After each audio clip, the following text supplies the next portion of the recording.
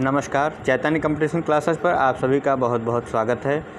आज एक नई अपडेट के साथ हम आप लोगों के समक्ष उपस्थित हुए हैं। यूपी SSSC के द्वारा कनिष्ठ सहायक, कनिष्ठ लिपिक एवं असिस्टेंट ग्रेड 3 या सहायक स्तर 3 की जॉब के लिए नोटिफिकेशन आज आया है और इसका जो ऑनलाइन एप्लीकेशन स्टार्ट डेट है वो है 12 सितंबर 2023 और आवेदन सबमिट करने की जो लास्ट डेट है वो है 3 अक्टूबर 2023 और संशोधन के साथ जो लास्ट डेट है वो है 10 अक्टूबर 2023। ठीक, चलिए तो इसके बाद बात कर लेते हैं इसमें जो दिया गया है। आवेदन सबमिट करने व शुल्क जमा करने की अंतिम तिथि जो है वो 3 अक्टूबर 2023 है। इस तिथि के बाद कोई आवेदन शुल्क स्वीकार नहीं किया जाएगा। अभ्यर्थी द्वारा अपने आवेदन का प्रिंट आउट नहीं निकाला जा सकेगा जब तक कि उसके द्वारा शुल्क जमा नहीं कर दिया जाता है। मतलब शुल्क आपको मैंडेटरी है, जमा करना पड़ेगा।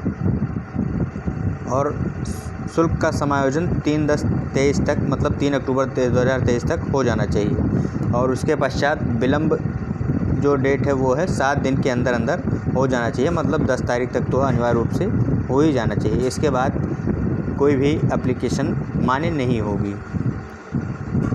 तो इसमें पद जो दिए गए हैं वो कनिष्ठ सहायक, कनिष्ठ लिपिक एवं सहायक स्तर 3 है और इस परीक्षा में वही छात्र बैठ सकेंगे जिन्होंने पेट 2022 दिया हुआ है।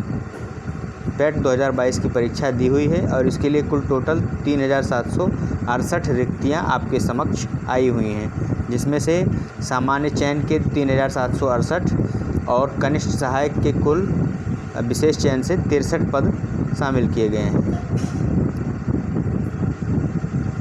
इसमें आगे दिया गया है कि शॉर्ट लिस्टिंग जो होगी, इसके फॉर्म भरने के बाद शॉर्ट लिस्टिंग जो होगी वो पेट 2022 के स्कोर के आधार पर किया जाएगा और केवल वही अभ्यर्थी ऑनलाइन आवेदन कर सकेंगे जिन्होंने पेट 2022 में अपनी उपस्थिति दर्ज कराई है और उनको आयोग के द्वारा एक वैध स्कोर कार्ड दिया गया है और उन्होंने वास्तविक स्कोर या नॉर्मलाइज स्कोर में 0 या उससे कम या नकारात्मक अंक प्राप्त नहीं किए हैं। मतलब उनका स्कोर 0 ना हो, ना ही निगेटिव में हो, वो पात्र होंगे। आवेदन करने के लिए जो आवश्यक सूचना है वो क्या है, कैसे आप ऑनलाइन आवेदन कर सकते हैं, तो उसके लिए आपको एक वेबसाइट दी गई है upSSC.gov.in। इस वेबसाइट पर जाके आप आवेदन कर सकते हैं। ऑनलाइन आवेदन ही स्वीकार किए जाएंगे। आवेदन का प्रोसेस क्या है, तो आपको upSSC.gov.in पर जाना होगा होम पेज पर और लाइव एडवर्टीजमेंट सेगमेंट को देखकर उसके विज्ञापन को क्लिक करके आप वहां से ऑनलाइन एप्लीकेशन को स्टार्ट कर सकते हैं। ठीक, लेकिन उससे पहले आपको एडवर्टीज़मेंट के बारे में जानकारी रखना बहुत ज़रूरी है कि आपकी योग्यताएं क्या हैं, आप उस योग्यता को, एलिजिबिलिटी को पूरा करते हैं कि या नहीं पूरा करते हैं, आप उस एज कैटेगरी में आते हैं या नहीं आते हैं।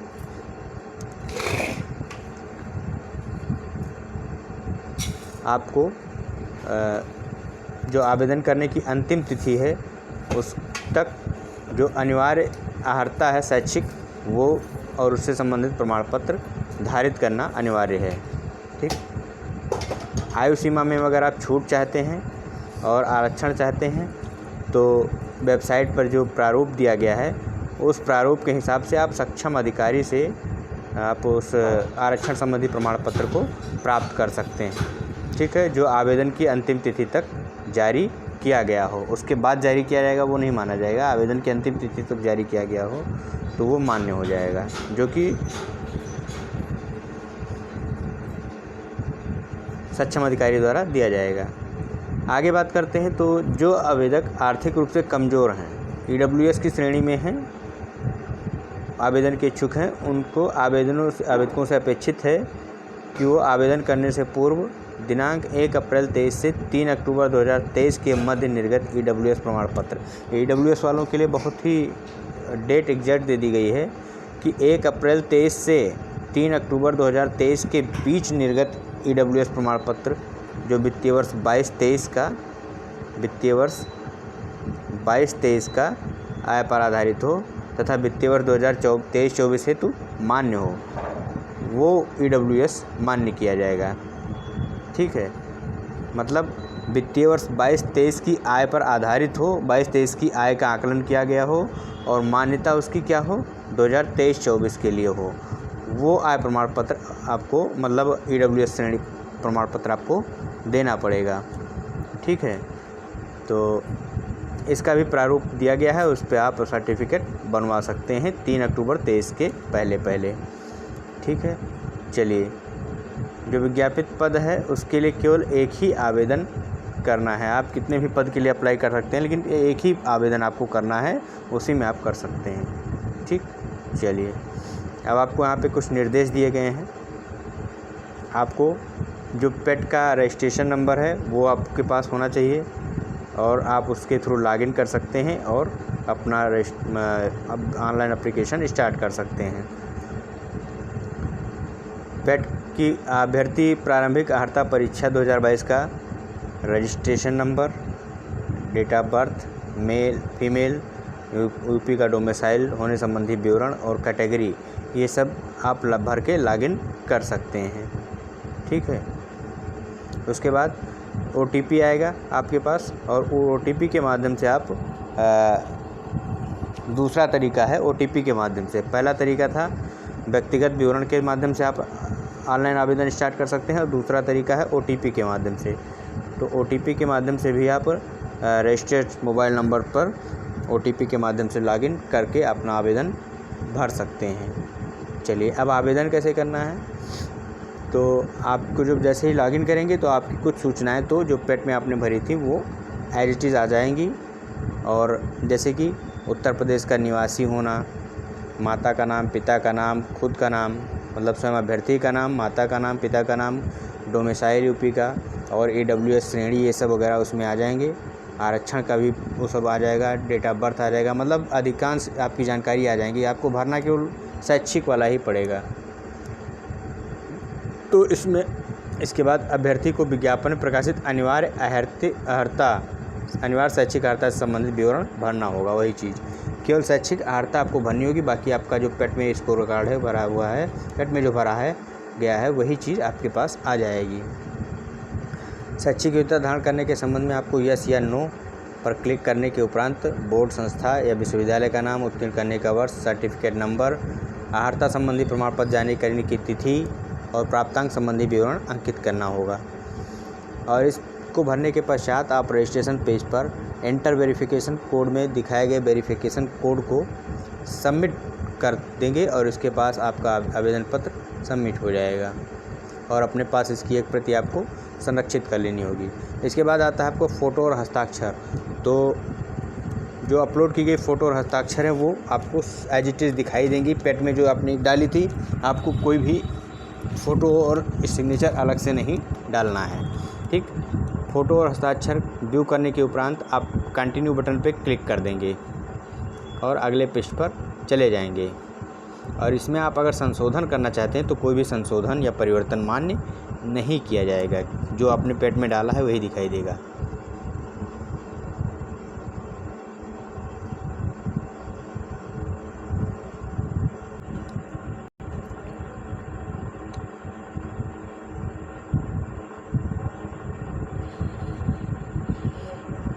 और इसके बाद आपको अन्य विवरण में जो अधिमानी अर्हता अगर कोई आपके पास है, मतलब एक्सेस आपके पास कोई एलिजिबिलिटी है, तो आप इसको यहाँ पे यस या नो में सेलेक्ट कर सकते हैं।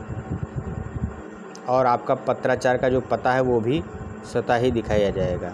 ठीक है, आप कोई भी संशोधन इसमें नहीं कर सकते हैं। ठीक, उसके बाद आपको डिक्लेरेशन देना होगा कि जो भी चीज़ें आपने उसमें भरी हैं वो सारी चीज़ें आपके नॉलेज में सही हैं और आप प्रोसीड टू, उसके बाद पेमेंट प्रीव्यू कर लेंगे और प्रीव्यू करने के बाद आप टिक का बॉक्स दिखाई देगा, उस पर टिक करेंगे और प्रोसीड टू पेमेंट करेंगे और फाइनल सबमिशन पर क्लिक करने के बाद आप आगे की प्रक्रिया पूर्ण कर सकते हैं।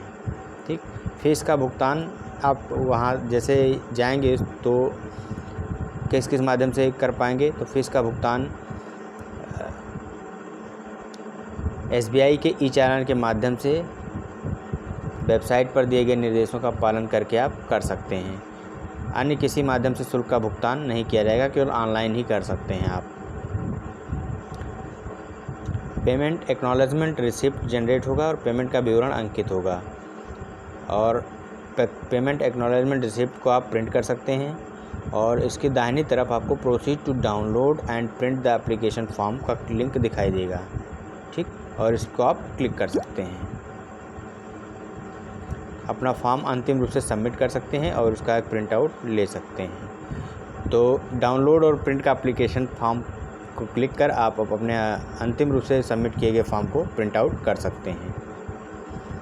अभ्यर्थी द्वारा क्रेडिट कार्ड, डेबिट कार्ड या इंटरनेट बैंकिंग द्वारा निर्धारित शुल्क का भुगतान किया जा चुका है, परंतु शुल्क का समायोजन न होने के कारण अभ्यर्थी अपने आवेदन का प्रिंट आउट नहीं निकाल पा रहा है, तो ऐसे अभ्यर्थी होम पेज पर एप्लीकेशन सेगमेंट के अंतर्गत दिए गए update your transaction ID bye double verification पर क्लिक करके अपने शुल्क का समायोजन कर सकते हैं। मतलब अगर आपने फ़ीस जमा कर दी है और आपको प्रिंट आउट निकालने में दिक्कत हो रही है, तो आप होम पेज पे जाइए और एप्लीकेशन सेगमेंट पे जाने के बाद अपडेट योर ट्रांजैक्शन आईडी या बाय डबल वेरिफिकेशन इस पर क्लिक करके अपने शुल्क का जो समायोजन है उसको कर लीजिए। इसके बाद आपका आवेदन स्वीकार हो जाएगा और आप प्रिंट आउट ले सकते हैं। ई चालान के माध्यम से शुल्क का भुगतान करने हो तो अभ्यर्थी को SBI का ई चालान डाउनलोड करना, SBI की किसी भी शाखा में जाकर निर्धारित शुल्क का भुगतान करना होगा। सॉरी, मैंने इसके ऊपर कहा था केवल ऑनलाइन कर सकते हैं, आप ई चालान से भी कर सकते हैं। आपका चालान जनरेट होगा और SBI की किसी भी ब्रांच में जाके आप वहाँ पे भी सबमिट कर सकते हैं, ठीक है। लेकिन ज़्यादातर लोग आजकल ऑनलाइन ही प्रेफर करते हैं, कौन बैंक में जाना चाहता है, तो आपके लिए वही ज़्यादा बेनिफिशियल होगा। तो शुल्क का भुगतान करने के बाद अभ्यर्थी एप्लीकेशन सेगमेंट की वही चीज़ें हैं के अंतर्गत update your transaction ID bye double verification mode के माध्यम से ई चालान का विवरण भरकर शुल्क का समायोजन कर लेगा। मतलब वहाँ पे जो विवरण दिया गया होगा चालान में, आपके चालान नंबर मिलता है, उसको यहाँ पे भर के आप शुल्क को यहाँ पे आप दिखा देंगे कि हमने शुल्क को जमा कर दिया है, ठीक है। यहाँ पे दिया गया है सजेशन की अंतिम तिथि तक या उसके एक सप्ताह के अंदर प्रत्येक दिशा में अपने शुल्क का समायोजन कर लें और प्रिंट आउट अवश्य निकाल लें, क्योंकि इसकी वेबसाइट जो है वो धीमी हो जाती है लास्ट टाइम पे। शुरुआत में धीमी होती है, लास्ट टाइम पे धीमी हो जाती है, तो इसलिए सजेशन दिया गया है। अभ्यर्थी द्वारा शुल्क के सफल भुगतान में समायोजन के उपरांत ही आवेदन को सबमिट किया जा सकेगा।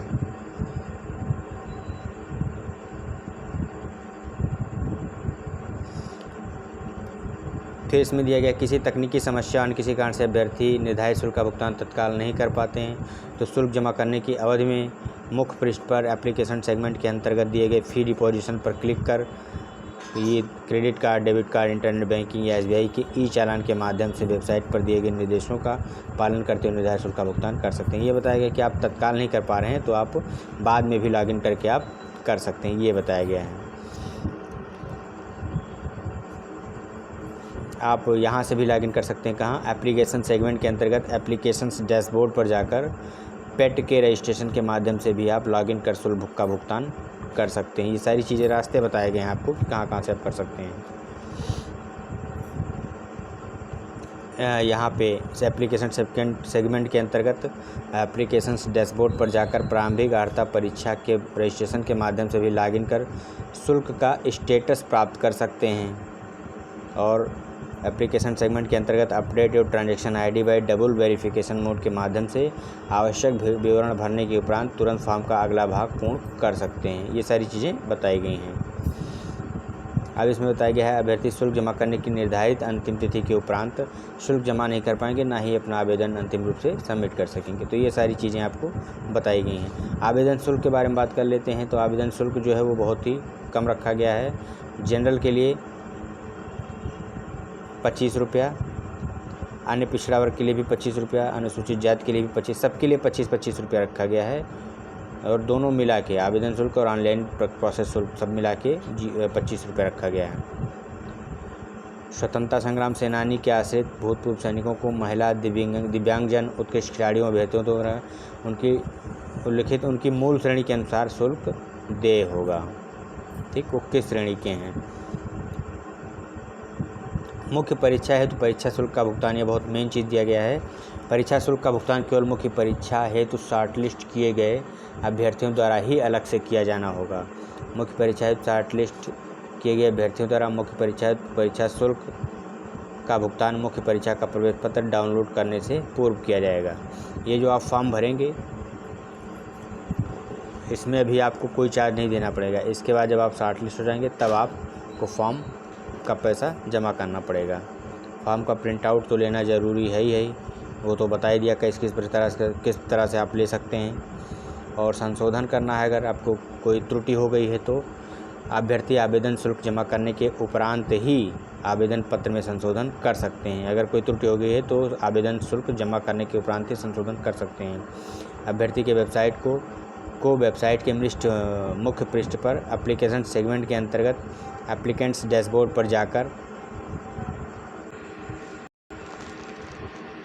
एप्लीकेशन सेगमेंट के अंतर्गत एप्लीकेशन डैशबोर्ड पर जाकर पेट के रजिस्ट्रेशन के माध्यम से लॉगिन कर लीजिए और लॉगिन करने के उपरांत विज्ञापन के सामने मॉडिफाई एप्लीकेशन एडवर्टीजमेंट के सामने मॉडिफाई एप्लीकेशन बटन पर क्लिक कर वेरिफिकेशन कोड को दर्ज कर दीजिए और उसके बाद अभ्यर्थी जो हैं वो रजिस्टर्ड मोबाइल नंबर या ईमेल पर एक OTP अभ्यर्थी को दिया जाएगा और इस OTP को सबमिट करने पर अभ्यर्थी का जो फिल एंड फाइनल फॉर्म है वो आ जाएगा। अब इसके बाद आप उसमें संशोधन कर सकते हैं। फॉर्म आ जाएगा और उसमें संशोधन कर सकते हैं। अब इसमें क्या क्या संशोधन कर सकते हैं, तो नाम में अगर कोई स्पेलिंग में गलती हो गई है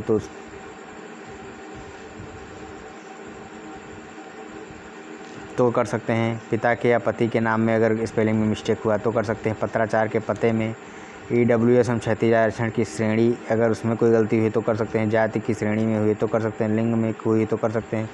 आवेदन में अनिवार्य या अधिमानी अर्हता संबंधी दर्ज किया गया विवरण अगर कुछ गलत हो गया है तो उसमें भी कर सकते हैं।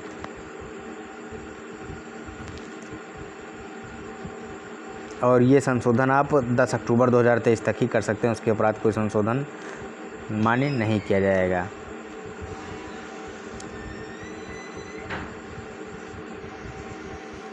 तो पदों की एक बार संख्या के बारे में बात कर लेते हैं। तो इसमें राजस्व विभाग में कनिष्ठ सहायक हैं, उसमें 615 पद जनरल के लिए है। अनुसूचित जाति के लिए 206 पद है। जनजाति के लिए 6 पद है। OBC के लिए 240 पद है। EWS के लिए 83 पद है और टोटल 150 पद हैं। ठीक है, तो 1150 पद टोटल हैं राजस्व विभाग में। राजस्व परिषद उत्तर प्रदेश में राजस्व विभाग में कनिष्ठ सहायक मंडलायुक्त कार्यालय अधिष्ठान में 29 पद अनारक्षित के हैं। 13 पद जनजाति अनुसूचित जाति के हैं। अनुसूचित जनजाति के कोई पद नहीं है। पिछड़ा वर्ग के 14 हैं और EWS का 0 है। टोटल 56 पद हैं। ऐसे ही इस टाइप के आप इस सबको देख सकते हैं। तो चलिए, जितनी इम्पोर्टेंट सूचना थी उसको हमने दे दिया है और इसके बाद इस सब में केवल प्रारूप हैं। तो आप इस फॉर्म को आप 12 सितंबर से स्टार्ट हो रहा है, भर सकते हैं और 10 अक्टूबर तक 3 अक्टूबर तक वैसे डेट है भरने की और संशोधन के साथ 10 अक्टूबर तक है। तो आप लास्ट डेट का इंतज़ार मत कीजिएगा, उससे पहले ये फॉर्म को फिल कर लीजिएगा। धन्यवाद।